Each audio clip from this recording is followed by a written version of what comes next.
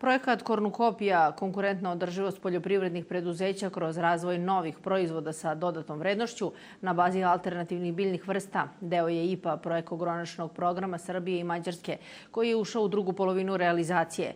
O njemu je na 86. Međunarodnom poljoprivrednom sajmu govorila Dragana Latković, profesorka Poljoprivrednog fakulteta u Novom Sadu, naučne institucije na kojoj je taj projekat i nastao. Alternativne biljne vrste poput konoplje, spelte, helde, sirka, batata pravi su dragulji prirode. A ako se tome doda da je njihova proizvodnja profitabilna, ne iznenađuje činjenica da su sve prisutnije na našim njivama.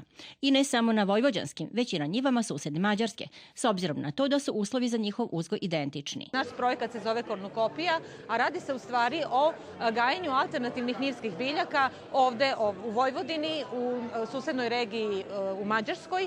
Naravno, ovde su naši dragi gosti i partneri iz Mađarske, to su kolege iz Najka, to su kolege iz Sente i mi ćemo evo danas, kako da kažem, malo, što se kaže, izaći iz naših laboratorija, izaći iz naših predavaonica, da pokušamo u stvari da organizujemo jedan forum vezano za ove alternativne biljke, da vidimo kako se one gaje, koji se krajnji produkti mogu od njih dobiti. U prekograničnom projektu Kornukopija, čija je vrednost blizu od 353.000 evra, participiraju Fond Evropski poslovi Vojvodine, Poljoprivredni fakultet Novi Sad, Udruženje Baštovani i Sente, kao i 3 partnera iz Mađarske, županije Čongrad. U Mađarskom centru za istraživanje i inovacije NAIK bavimo se naučnim radom kako u oblasti konvencionalne proizvodnje, tako i u sferi alternativnih njivskih biljaka. Naročito je to zanimljivo u svetlu novonastalih klimatskih promena. Interaktivne radionice u okviru projekta Kornukopija najbolje su mesto za transfer znanja. Očekujem da vidimo, da naučimo, da se još više obrazujemo o gajanju alternativnih bilja, pošto se i ovde obrazujemo, i da sve to zajedno napravimo da na našim domaćinstvima bude najbolja proizvodnja.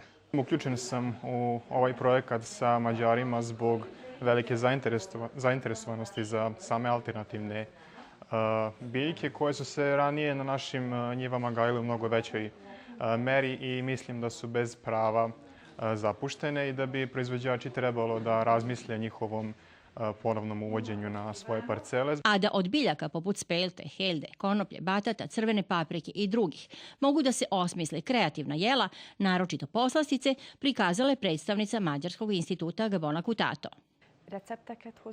Stručnjaci idu korak više i zato je u najavi knjiga recepata, a mi podsjećamo domaćice da mnoga jela mogu i same da pripreme. Projekat koji treba da posluži svim onima koji su zainteresovani za povratak alternativnih biljnih vrsta na njive traje 24 meseca.